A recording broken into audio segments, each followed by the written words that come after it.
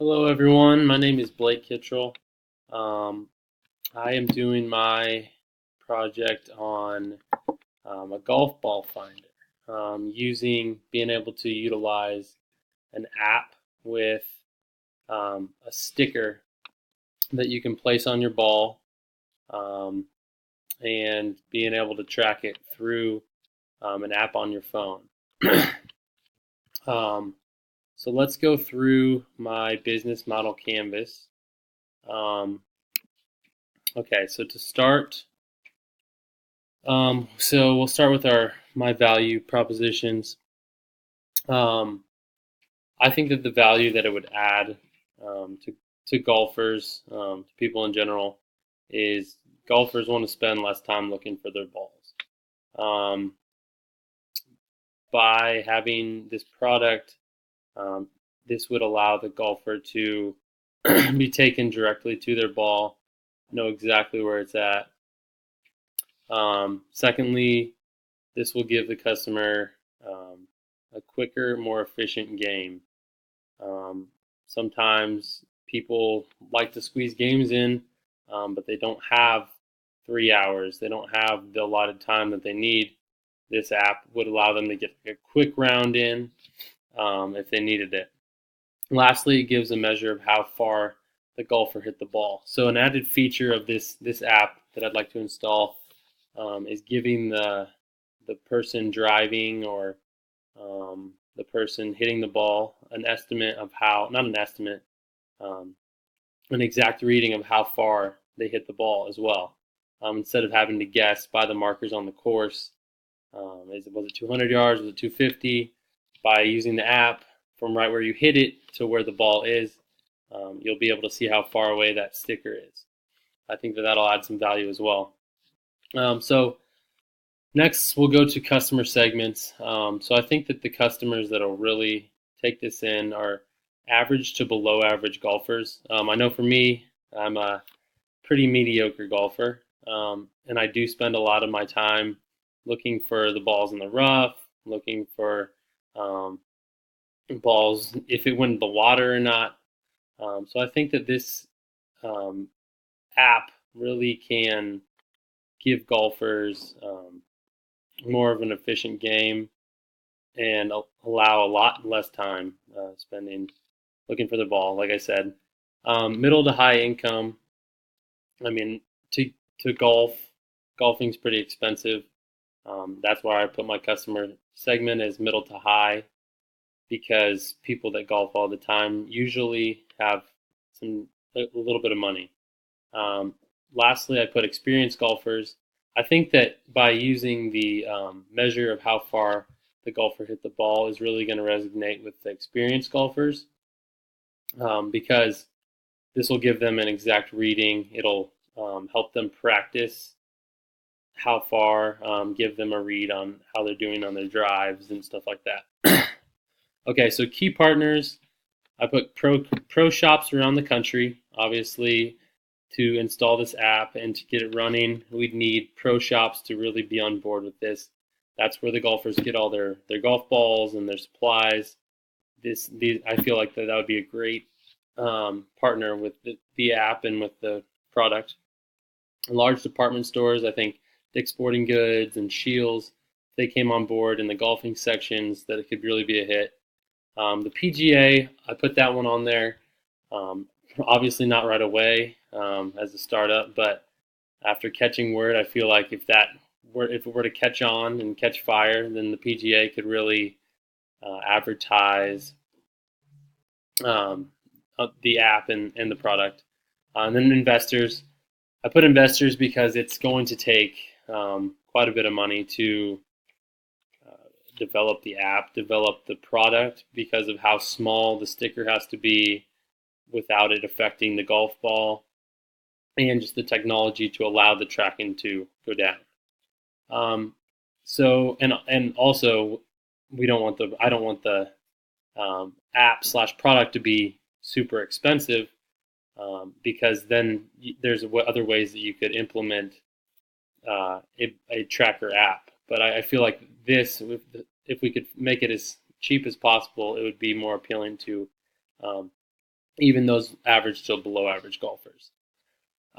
So key activities, development of the product. That's, I think, the biggest activity is developing the product, developing that app first off, or the product first off, and then the app secondly, where the golfer would be able to track their ball, see exactly where it's at with no malfunctions.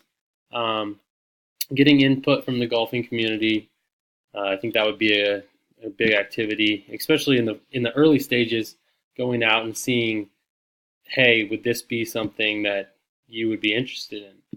Lowering the cost structure to make the product accessible to everyone. Like I said, kind of with the investors, we want to make the product as low as cost as possible to allow everyone to buy the product. Key resources. So someone to develop the prototype.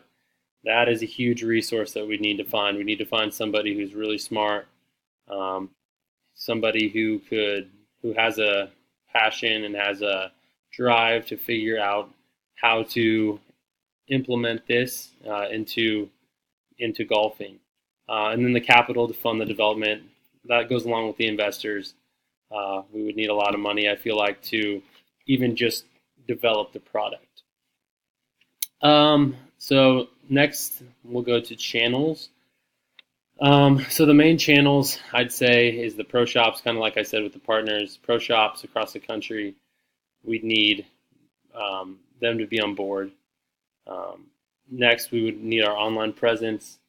I feel like by setting up a web page and allowing sales to go through the web page would be a big key part of our business as well.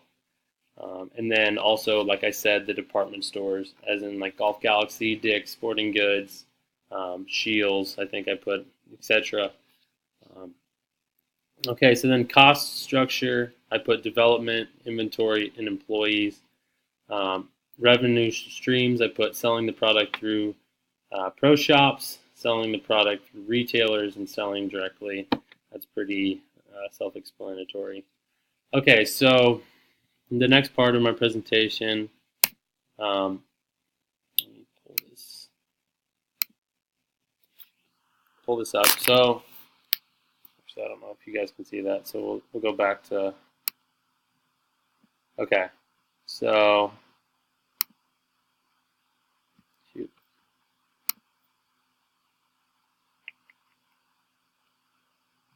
Okay, so back to the golf ball finder. So the market type. I feel like the product would be entering a new market category. There are products similar to it. There are products that allow golfers to find their balls. They're just different. They have different technology. I feel like this is a pretty untouched market at the current time.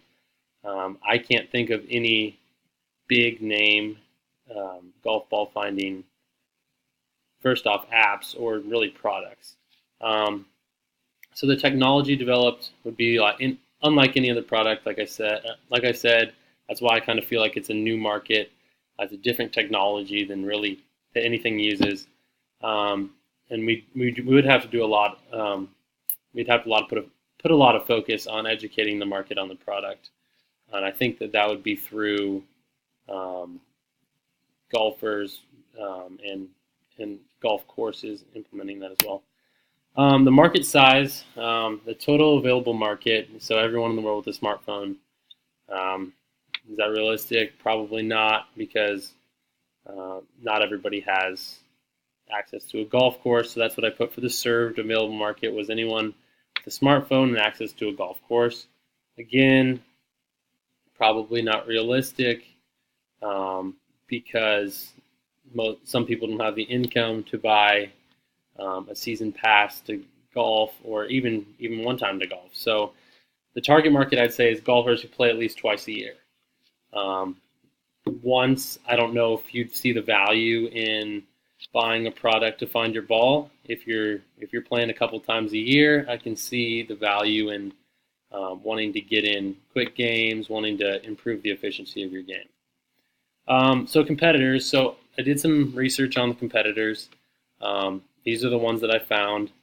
Again, there may be more. I don't know, but this is all I could find was Radar Golf. So these golf balls have a Bluetooth signal inside. You can track it with your smartphone.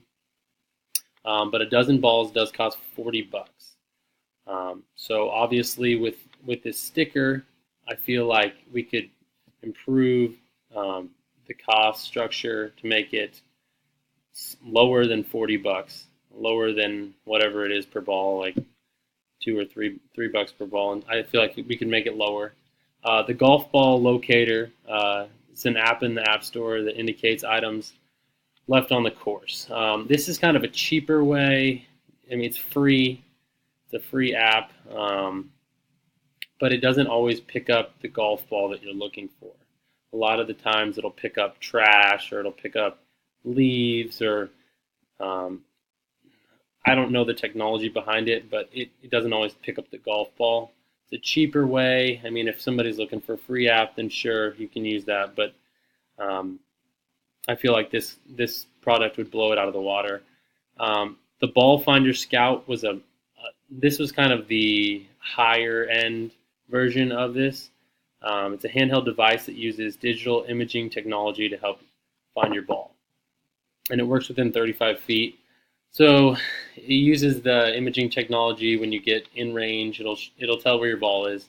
But again, it works within 35 feet. So if you're 50 feet from your ball and you're looking for it, you thought you hit it 50 feet away from where your ball is, it's not going to pick it up.